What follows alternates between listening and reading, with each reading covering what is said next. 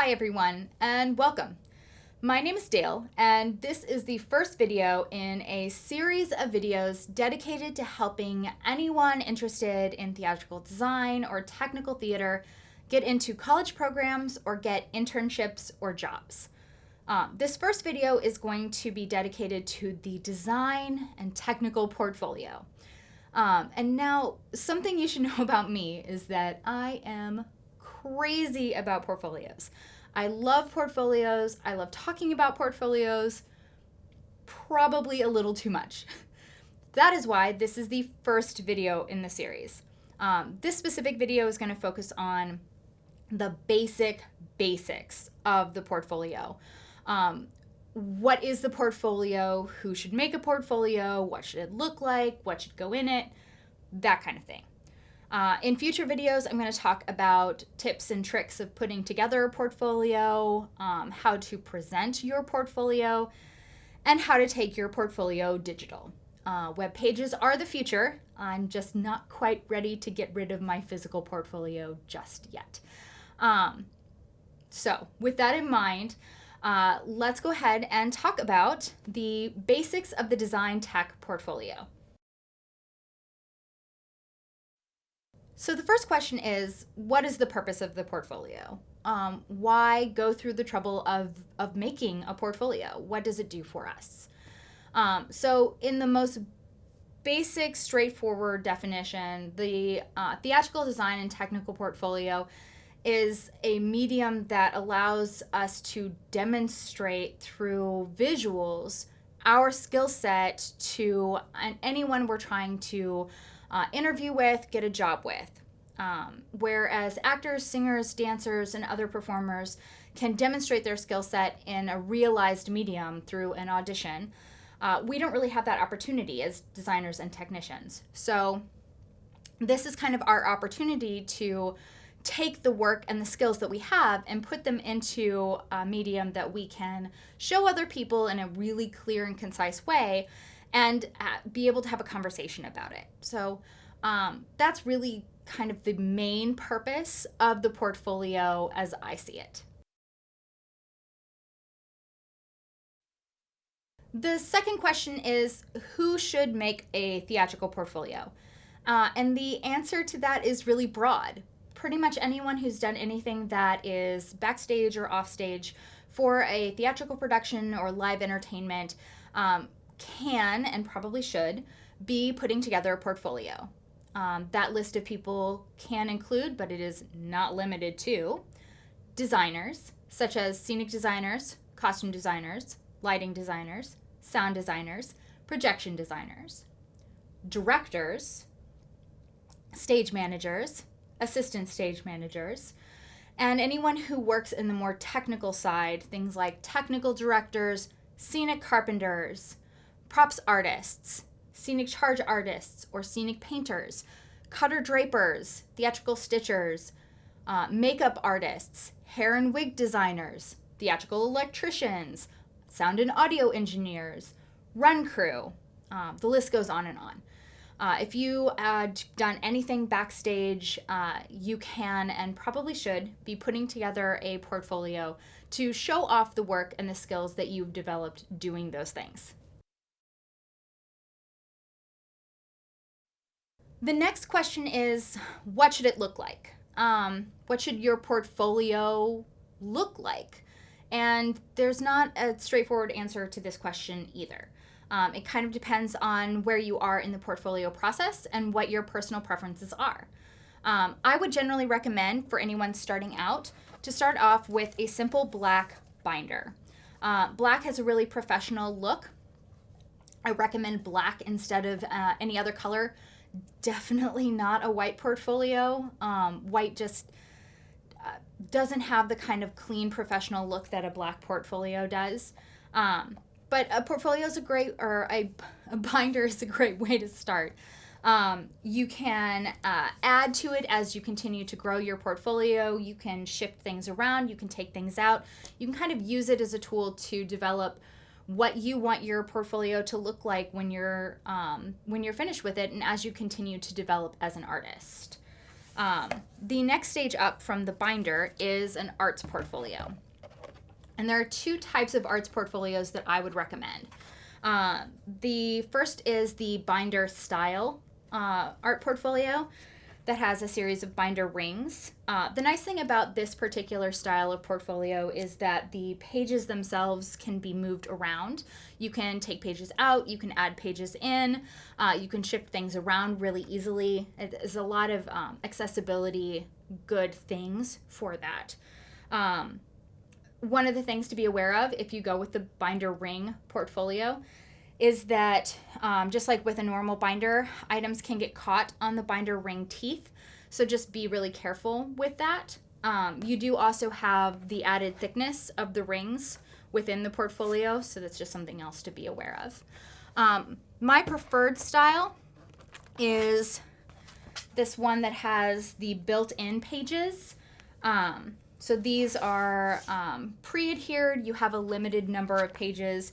When you run out, you run out. And for me, that's a really good thing. It can be really easy to go overboard with a portfolio and adding in every project you've ever worked on, and all of a sudden your portfolio has gotten overloaded. Generally, you're going to have a really short period of time which you're going to be able to present your portfolio. And you want to make sure that you're highlighting the absolute best work that you can. And if you just can add as much as you possibly can, that can get really challenging. So I know for me personally, I need limitations. So this is the one that I like to go with. But it is absolutely a unique choice, and you should decide which one is the right fit for you as you are creating your portfolio. While we've got this out here, let's talk about portfolio size. Generally, when you're looking at your portfolio size, you don't really need to go any bigger than 14 inches wide by 17 inches tall. This one right here is 11 by 17. It's been my go-to for a very long time. If you start getting any bigger than the 11 or the 14 by 17, you start getting really cumbersome. It's hard to carry it around. It's hard for other people to hold it. It's hard for people to look at it. It takes up a lot of space. There's absolutely no reason that you can't fit what you need to in the 11 by 17 or 14 by 17 size. So I really would recommend those as kind of the limitations in the sizes that you're going to use for your portfolio. Generally, when you're working with an art portfolio, you are given elements like page protectors and acid-free black paper that comes with the portfolio. If you are working with a black binder, you're going to need to provide those things yourselves. All of your materials should always be housed in page protectors. You don't want any loose papers in your portfolio. Makes it really nerve-wracking for somebody to look through it. You're always afraid. I know I'm always afraid I'm going to rip somebody's paper out by turning it too hard, or that it's just going to get mussed. So just make sure everything is in a page protector, safe, protected. And then I mentioned the black acid-free paper. That comes standard in all portfolios and all art portfolios, but it's a really good idea to use in your binder portfolio as well. The acid-free paper is designed for presentation. It is designed to make the things that are mounted onto it stand out. It is a matte paper, so it doesn't have any high gloss to it, and it really allows whatever materials you put on it to shine. They make it in all kinds of sizes, so you can buy it in the 8.5 by 11 for your binder portfolio, or whatever size your art portfolio is going to be. I bought replacement paper for my portfolio multiple times, and it's really easy to order. There's absolutely no reason not to use that. I would really recommend not using construction paper because construction paper has this fibrous quality. It tends to have kind of a fuzzy quality within the page protector, and it's really hard for stuff to stick to it because of the fibrous nature of the construction paper. Tape tends to fall off of it a little bit easier, and so you run the risk of your materials not being where you left them when you open your portfolio, which is not a risk that's worth taking. I also recommend avoiding white paper. I know it's easy, it's right there, it's accessible, but most of the materials that you're gonna put into your portfolio, especially your paperwork materials, are going to be printed on white paper. And putting a white paper on a white paper mounting, it tends to not show as well. The black paper just looks much cleaner, much more professional. It shows people that you care and that you've put the time and the energy into making your portfolio look as clean and professional as you possibly can. So the next question is, what goes in the portfolio? What kind of pieces do you include in your portfolio? And no matter what you are pursuing, I think that there are 4 main components that you should think about including in your portfolio. The first of those is research, research images or research documentation. So if you're a designer, it's going to be more research image based. So these are going to be images, photos, paintings, architectural images that you have used to guide your design process. And for anyone looking at your portfolio, it's helpful to see where your ideas started and where you ended up taking them for the particular project that you were looking at. It gives us the sense that you know how to adapt a style to a specific type of production. If you are not a designer, that does not mean you don't get to include research. That means that your research is a little bit different. It tends to be more documentation, things like build drawings or ground plans or light plots or costume renderings or pull lists, things that you are working off of in your particular shop so that you can create the element that you want. So if you have been tasked with building a garment based off of the pattern, you would probably start with the costume rendering, maybe an image of the pattern that you're using, and then the final garment. So you're seeing the design inspiration, you're seeing the item that you're using to create the design, and then you're going to see the final product. So thinking about what that would be for you as a research would be really important. The second thing I think is important to include, and probably is the most challenging, are process shots. So these are images of the product you're working on at the various phases of its creation. So that can be from its starting point and various stages within to the final product. It can be kind of various stages during a single day or over a week of time, but it should be multiple photos that kind of indicate where you have taken the project. So for example, if you are building a really complicated prop, you might start with the materials that you're going to use to build the prop, and then various stages of construction, maybe like an initial stage where you kind of have a mock-up or a trial run, and then maybe a halfway stage, and then maybe like the painting stage, and then the final product. And I kind of see how you got from the initial inspiration to the final product. Process shots are maybe one of the hardest things for people to think about. It's really hard to stop in the middle of a project to take a picture.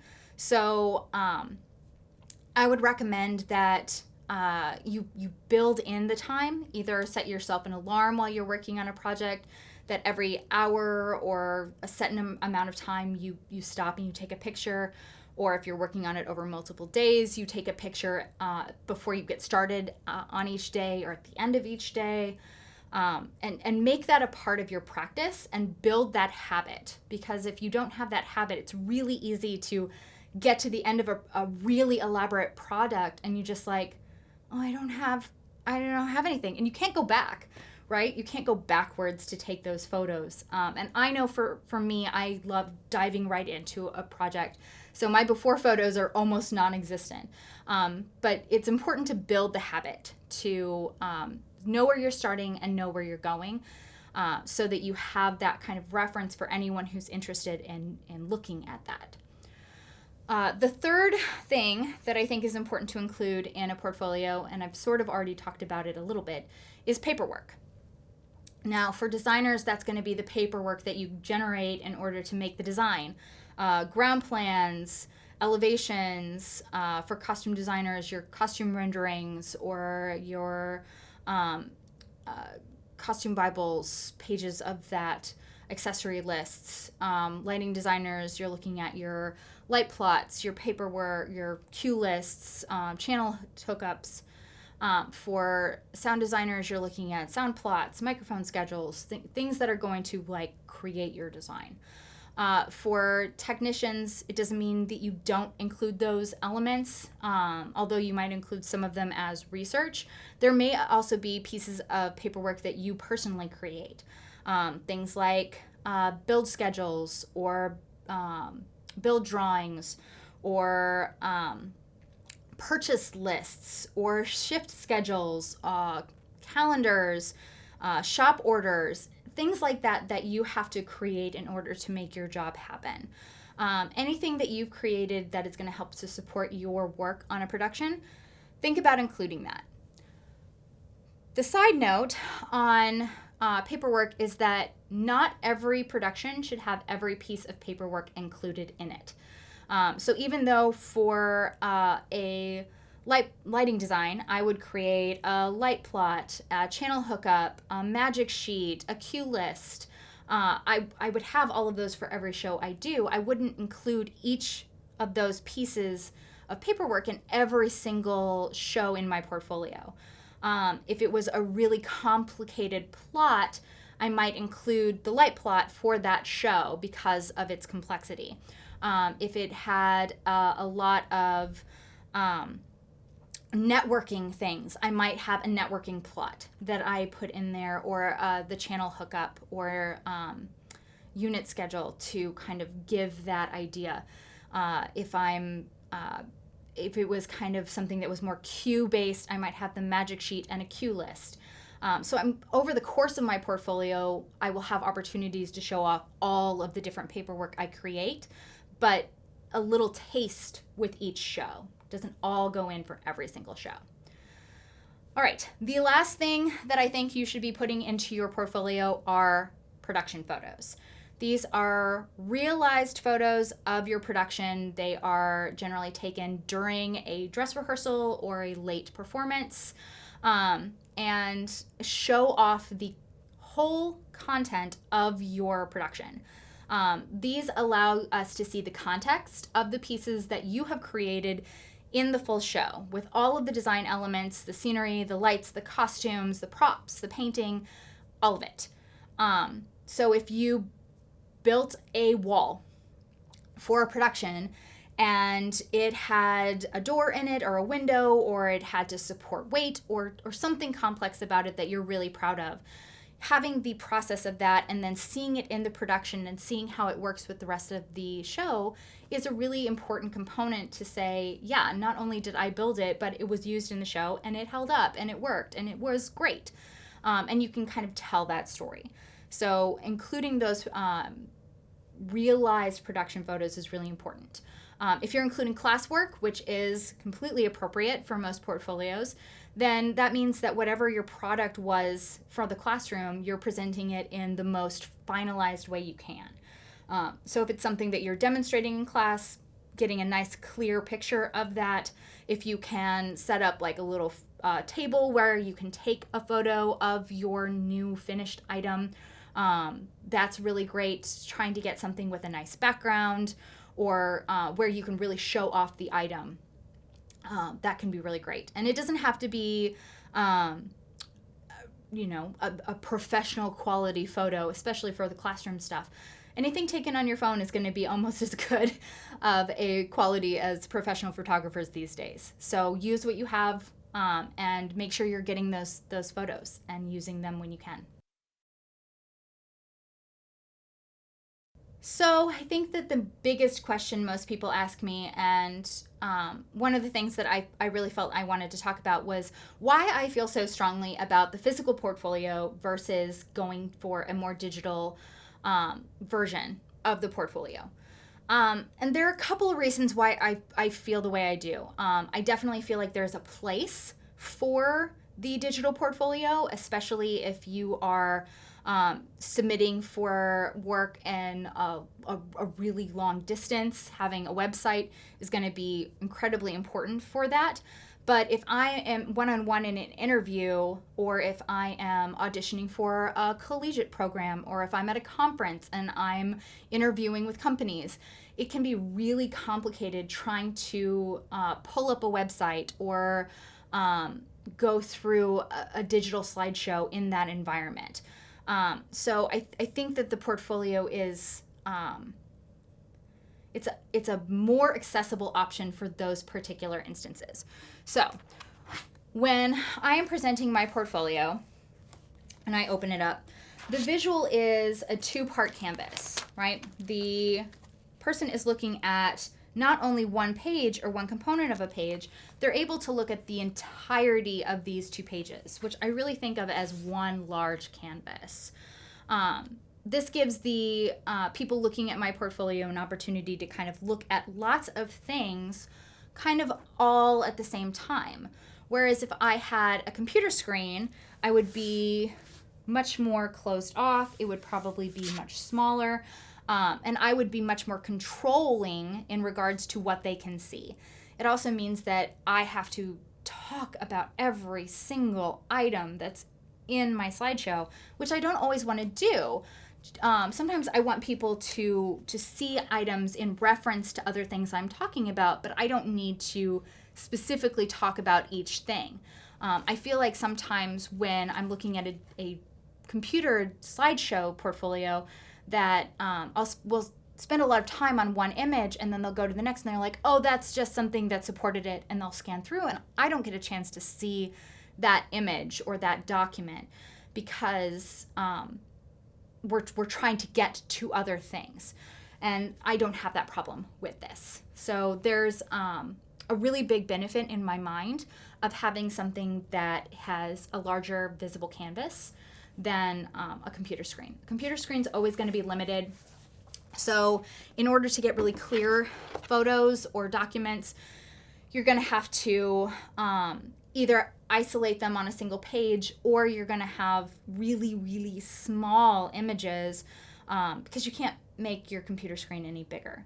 I also think that there is a visibility benefit to the portfolio.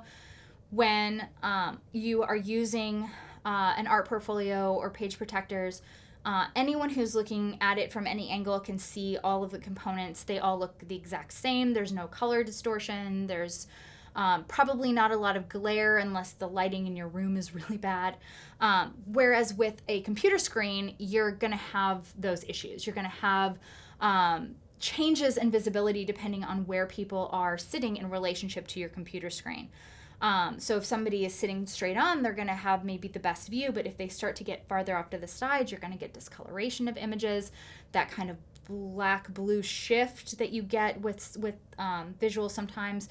You can have the same challenge if you have your screen tipped a specific way. If you are going for a website specific, you actually run the risk of internet access. And what if you can't access the internet, or what if it's slow and you're trying to scroll through pages? It can just be really challenging. There's also a control element to it. With my physical portfolio, I can lay it out on a table and I can have someone flip through it and spend more time on one show and less time on another. Depending on what they're interested in, what they're looking for, they can ask me specific questions, or I can chime in with specific elements as they go through it. Whereas with a computer, I'm walking them through the entire thing. They don't get to look through at their own pace, typically, and it just feels more confined. It doesn't feel like they have the freedom to really invest in your portfolio the way that they can if it's laid out in front of them like that. So those are my personal opinions about the physical portfolio versus a digital portfolio, specifically in presentation and interviews. Like I said, there's absolutely a place for digital portfolios, and we will talk about them, not in this video, but in a different video. But I just feel like people are skipping the step of the physical portfolio, and I just don't think that they should. I think that there's still a purpose and a use for the physical portfolio, and I just want more people to have them. So hopefully you can see the benefits, and maybe I have changed your perspective a little bit on the physical portfolio.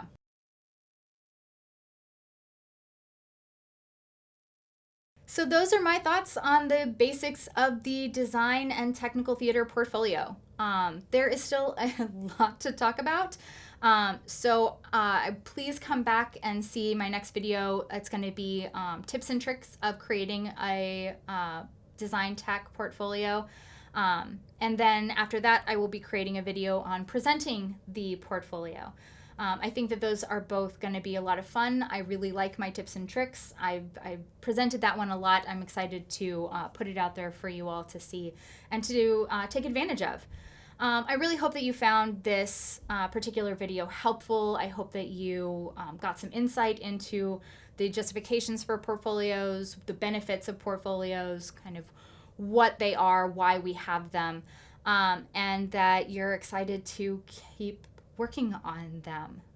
Please let me know if you have any questions or if you have any comments. Please list them down below in the video. And if there's any specific topic, right now I'm really focusing on portfolios, but I'm also going to do a series on the specific jobs within technical and design theater.